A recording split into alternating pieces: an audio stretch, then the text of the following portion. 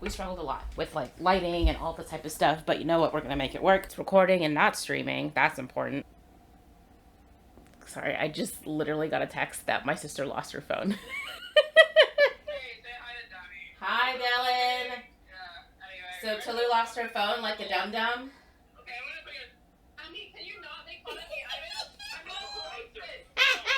Well, I'm glad I'm fun. We still need an intro.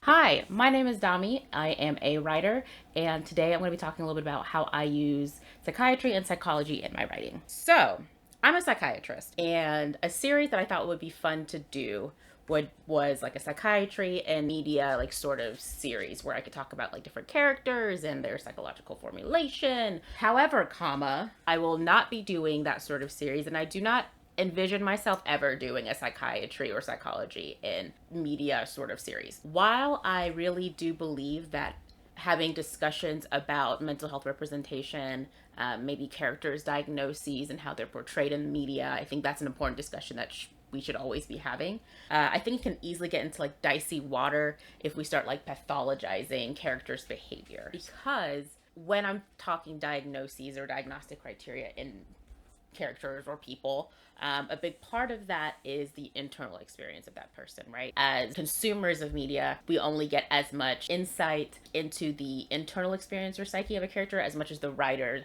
of that piece of media allows for. You know, sometimes we don't get a lot of that internal psyche because that helps with telling a narrative story. Distilling and simplifying complicated topics like the human psyche is very difficult because the human psyche is complicated. If you want to distill a concept to somebody and explain it to somebody who doesn't have all of the experience that you have, you will lie. And there's a really great Kurzgesagt video that goes into why you have to lie to explain complicated concepts to people. For example, the example they give in the video, and I'll link the video in the description box as well, but the example that they give is, you know, if you're going to teach a kid about the solar system, for example, we tell kids that the Earth is a sphere and it rotates around the sun, and it takes 365 days for it to go around the sun. That is a lie. The Earth is actually not a perfect sphere. It's not perfectly round. It does not take 365 days to go around the sun. It takes actually approximately 365.25 days to go around the sun.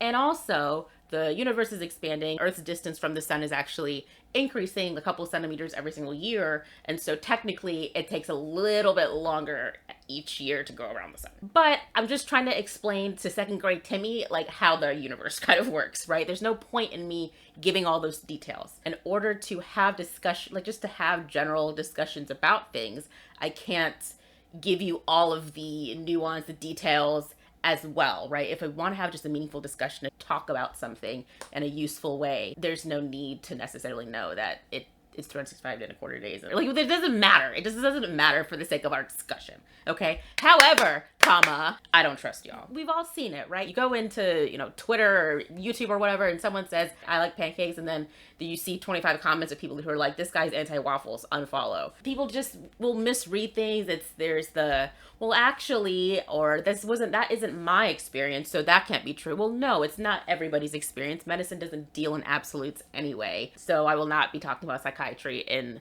media, psychiatry and characters. Does this character have this diagnosis? Like, what are the like, I'm not doing that. Like, I'm just not doing that. I think those conversations can be helpful. It's an opportunity to teach. It's an opportunity to discuss. It's an opportunity to share. It's an opportunity to talk about how your experiences are different. I don't feel like hosting that sort of conversation. I don't trust y'all. I just don't feel like fighting with none of y'all right now, okay? The internet wants to fight for like literally no reason, and I don't want to fight. So I'm not going to be having this discussion, basically. I just don't trust myself to host that sort of conversation. So I'll allow other people to host those sort of conversations. So instead, I would like to do a series where I talk about how psychiatry helps me write, how psychiatry helps my artwork. The reason I think that's a better discussion that I'm going to be capable of having is because I'm talking more about my experience creating art. If I have the discussion, which is psychiatry in media or psychiatry in characters that already exist, that is a discussion of like consuming art. This is how I consume art. This is how I am seeing the artwork that already exists and taking in my lived in experiences and my knowledge as a psychiatrist. And this is how I understand it. I just don't want to host that conversation. The conversation that I do want to host is telling you how I use my psychiatric knowledge to create the art. I don't want to host a discussion of me consuming art. I wanted to host a discussion of how I create it. Wow, that was like a much better way to phrase that. It only took me probably half an hour to say that. I talk too much. I'm yap. So, that's that. Today, I will talk a little bit about how I use ACT, which is acceptance commitment therapy, to help me create well-rounded characters. That's what we're talking about today. Disclaimer. I'm going to just read it because I wrote a disclaimer for this. If you watch this and find these concepts interesting and would like to learn how to apply these concepts to your own life, all resources and helpful videos will be linked in the description box below. And I encourage you to bring up these concepts with your psychiatrist or therapist. I am not telling you how to think, process, or change your thoughts, feelings, or behaviors. This is just a tool I use to create fictional characters. It just happens to be a tool that's very useful in improving your own mental health. ACT therapy, and I'm going to sometimes say ACT therapy, that is redundant. ACT is acceptance commitment therapy. So if I say ACT therapy, that is me saying acceptance commitment therapy. I'm going to mess it up. Deal with it. ACT is a type of psychotherapy that helps you stay focused on the present moment and accept thoughts and feelings without judgment and help you move forward through difficult emotions. It's accepting where you're at and where you are and committing to whatever your values goals are. The goals of ACT are to clarify what's important to us, which is usually our values, and to teach mindfulness skills that enable us to handle difficult thoughts and feelings and engage fully in what we are doing. So to engage fully in the present. Real quick, some vocab words, just so that you know what I'm talking about a little bit later. Again, this is not a crash course in ACT therapy. I'm just giving you the absolute bare bones of what you need to know about ACT so that I can get into the how do I use it to create characters. Fusion is when you become attached to difficult thoughts and it can seem like that thought is an absolute truth, okay? So fusion is kind of when we have thoughts and we just maybe very much resonate with those thoughts, attach ourselves to those thoughts, and it's really hard to extricate from those thoughts. We start to really believe like that is what we are. And in the end, we're actually not our thoughts. Our thoughts are just thoughts. And they can be distressing, but thoughts are just thoughts. Part of ACT is what we call a cognitive diffusion. It's something that we want to practice more of. So that's kind of a goal of ACT, which is, the ability to extricate yourself from those sort of thoughts. Like instead of attaching yourself so much to those thoughts, like the ability to disconnect and kind of recognize that those are thoughts and this is me and we are not the same. And again, oversimplifying for the sake of teaching, and just giving you the vocab words you absolutely need to know for this, okay? Another thing that is very important to understand, ACT operates under the assumption that no matter how wonderful life is, we will experience frustration, disappointment, rejection, and loss, and that if life itself doesn't dish out those sort of responses from you, your own brain will do it. Yep. So even if everything is hunky-dory, your brain will be like, but what if anxiety? And so you will experience pain. ACT operates under the assumption that it's not Gucci. It's not Gucci. It's a new dawn. It's a new day. And I'm feeling slay. So as a quick recap, ACT is a type of psychotherapy that helps you stay focused on the present moment, accept thoughts and feelings without judgment. It helps you move forward through difficult emotion. We already talked about fusion, which is when you become attached to difficult thoughts and it can seem like an absolute truth. And then we talked about cognitive diffusion, which is separating yourself from your thoughts and feelings and letting them pass into and out of your minds. Your thoughts are just pictures and words. They're not necessarily part of you. They're not who you are. And last thing, and with our recap, ACT operates under the assumption that no matter how wonderful life is, we'll still experience frustration, disappointment, rejection, and loss. And if life doesn't dish out those opportunities to experience those sort of negative or uncomfortable emotions, then your brain will dish out those feelings for you. Brains are great at inventing pain at any moment, whether that's through memories, negative self-talk, judgments, or unfavorable comparisons, etc. And so now we come to the meat of everything, which is this matrix right here. This is the ACT matrix. It's really just an exercise to help us identify where we are in terms of are we moving away or towards our goals, and also identifying like which space we're living in. We're living in the internal space, the external space. And I'll talk a little bit more about this at the end, but the primary goal of this matrix is really just to notice. You'll see it's circled right there in the middle in red. It's just noticing. This is like a no judgment, just noticing where do I fit right now and how do I kind of reorient myself. So x-axis, horizontal axis, that is towards and away. So towards goals, away from goals generally. We'll get into the nitty-gritty details in a second. Y-axis, that vertical axis, that top section, that is our sensory experience. What is happening out in the, I say real world, kind of in the land you can touch, taste, feel, etc. Everything below that line, the inner experience, so your mental experience. I think the best way for us to use the ACT matrix for our purposes and writing great characters is to use an example. And the example I'm going to use is Tony Stark from the MCU. And this is specifically Tony Stark from the Marvel Cinematic Universe. Don't talk to me about the comic books. I mean, I can talk comic books if you want, but we're not talking about them today. I'm talking about the MCU because I think most people know who Tony Stark is. We'll start off with the bottom right, which is values. So identifying values that are important to you, or in our case, important to Tony Stark. So what are some of Tony Stark's values? Like family and friendship is very important to him, like protecting the people that he cares about. I see a suit of armor around the world. Protect the world. Friends and family from evil aliens, right? Like the Chitauri. He wants to change his legacy, right? I think his legacy is something that's very important. He wants to change his legacy from Merchant of Death, right? That's what he used to be known as. He was the Merchant of Death, to Genius, billionaire, playboy, philanthropist. what are some other values, things that matter to him? I'd say like fostering relationships that matter, right? Fostering his relationship with his teammates, his relationship with his girlfriend, later turned wife, Pepper, right? His kid, Spider-Man, right? His adopted son or whatever. 3, 2, 1. Hey, May! And you'll note that values, that is an internal experience. That's happening below that line, that inner mental experience. So what happens though when we move over to the left a little bit? So bottom left, away. So the internal experience that he's having when he's moving away. These are the thoughts and feelings that show up when things get tough, when things get hard. So what does it look like in Tony Stark's head when things are rough? Usually it's loss of control, right?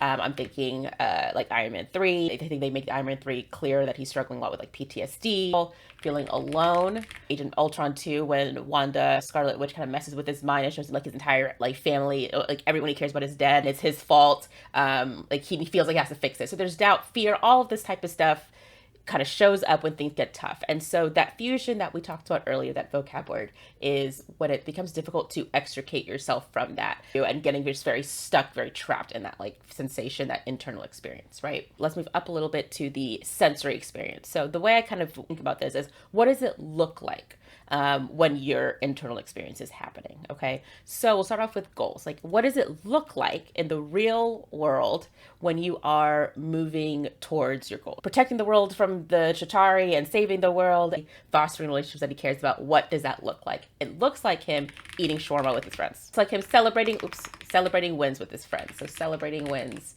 I think about like Ultron, where him and Thor and the other guys are, kind of one-upping each other with like whose girlfriend is the most successful, which is like a super cute moment. Gentlemen. Oh, Miss Potts has a company to run.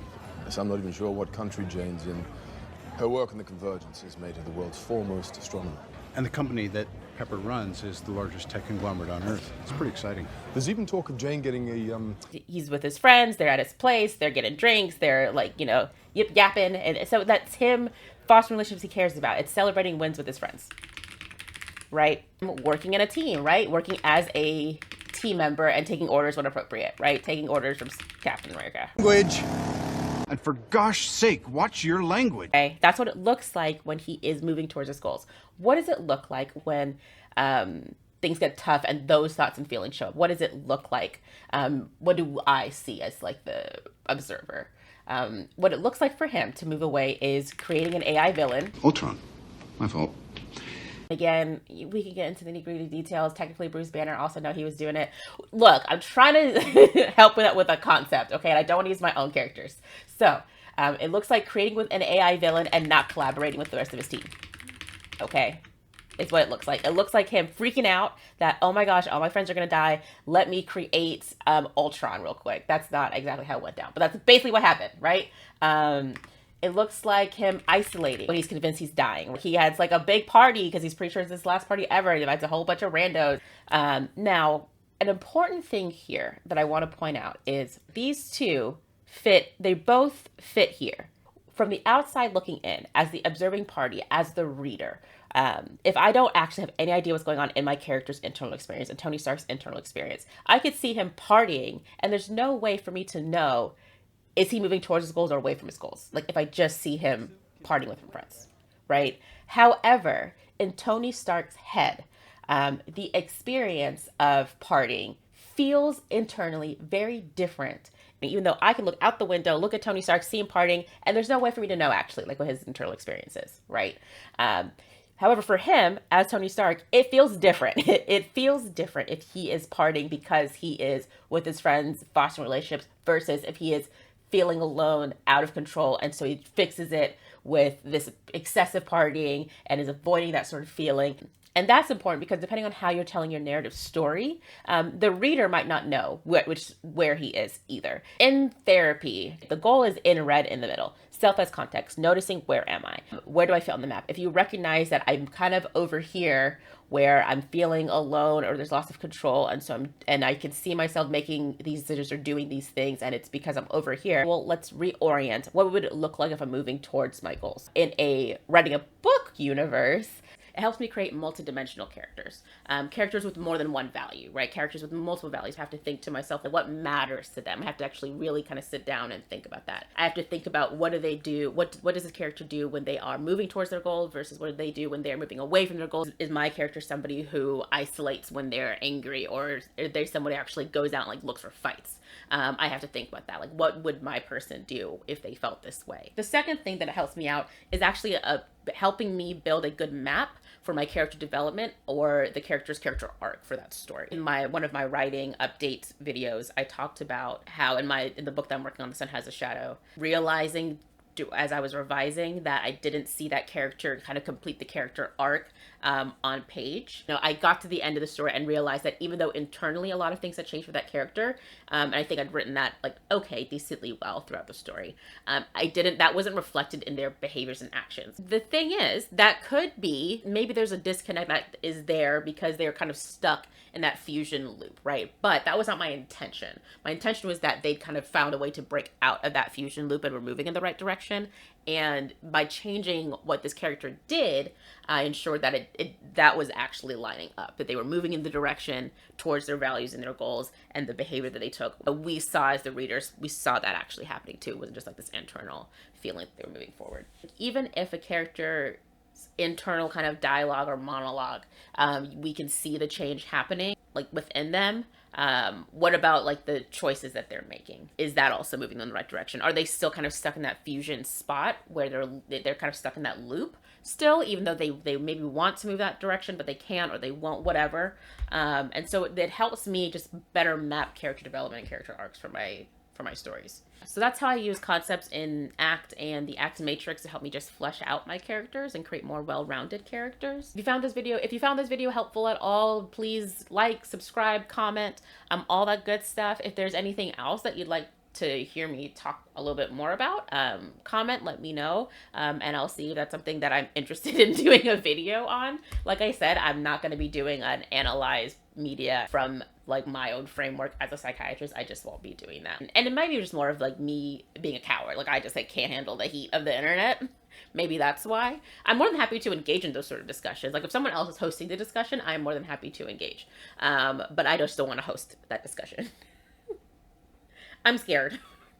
And unrelated to writing, an idea that I've had for some time is to do one of those deep dives like into the MCU, so the Marvel Cinematic Universe, all the way up from Iron Man 1 up until Avengers Endgame. Marvel, the MCU was like a cultural touchstone for a lot of people, but it was definitely a defining part of my like youth. The MCU is what got me into cosplay. It's what got me into comic books. Getting into cosplay opened up a little really cool, neat, unique opportunities for me in terms of like brand deals and collaborations. And so the MCU will always hold a very special place in my heart, but I think I speak for a lot of people when I say post Endgame and Infinity War, the vibes were off. And there's a lot of people who have really interesting conversations and host really interesting discussions about why that is, like how they lost their way, what happened. My like really short 2 cents, and I could actually talk about this forever. My really short 2 cents is they just got rid of everybody way too fast. Like they should have done a very slow pass the baton as opposed to en masse pass the baton. Like all the OGs essentially like dipped by the end of Infinity War. They got rid of all of the core group too quickly, is my personal opinion. I actually think right after Infinity Wars they were doing okay because okay, that's a lot.